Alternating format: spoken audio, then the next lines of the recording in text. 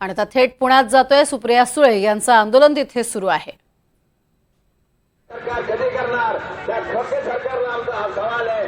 अरे अशा पद्धतीने वागलं तर ते काय तुम्हाला जनता माफ करणार नाही।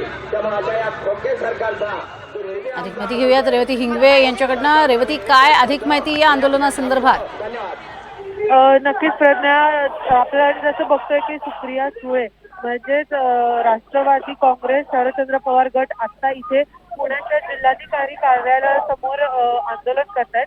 तर त्या आंदोलनाचं कारण असं म्हणजे की जी निधी समिती आहे त्यांचा आरोप असा आहे की जे त्यांचे खासदार आहेत त्यांना योग्य ती निधी मिळत नाहीये आणि फक्त जे सरकारातले जे खासदार किंवा आमदार आहेत फक्त त्यांनाच निधी व्यवस्थित पुरवली जाते आणि त्यांना पुरवली जात नसल्यामुळे हे आता आंदोलन करण्यात आलेलं आहे। आता इथे खासदार सुप्रिया सुळे, शहराध्यक्ष प्रशांत जगताप असे सगळे इथे उपस्थित आहे। प्रज्ञा, नक्कीच, आणि आक्रमक होत हे आंदोलन सुरू असलेलं आपल्याला पाहायला मिळते।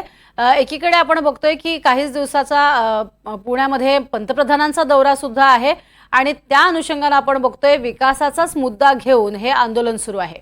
रेवती, नक्कीच प्रज्ञा, उद्या पंतप्रधान नरेंद्र मोदी इथे पुण्यात येणार आहेत आणि त्या पार्श्वभूमीवरती हे जे सगळे आरोप प्रत्यारोप आणि तसंच आपण जसं बघू शकतो की विधानसभेच्या पार्श्वभूमीवरती सुद्धा हे आरोप प्रत्यारोप खूप आक्रमक होताना आपल्याला पाहायला मिळते। प्रज्ञा, नक्कीच, तर आक्रमक होत हे आंदोलन सुरू असलेलं पाहायला मिळते। तुर्तास धन्यवाद रेवती या संपूर्ण माहितीसाठी।